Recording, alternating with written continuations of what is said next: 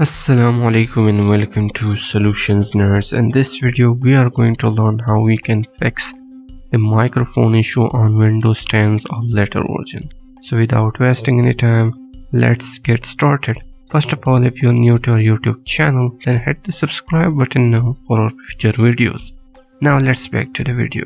First of all, click on the start button here, then click on this settings icon or settings. Now in here search for privacy, click on privacy. Now in here search for microphone, click on microphone. Now in here, if this option is disabled, then enable this option. Also check out your application here.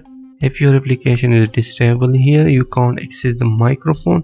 Also you can't record your microphone through that app.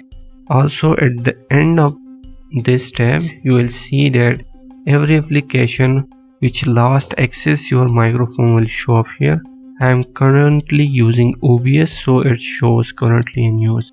So this was the quick video how you can fix the microphone issue on Windows 10 or later version. Hope you liked the video. Don't forget to subscribe, must comment your experience here, and thanks for watching.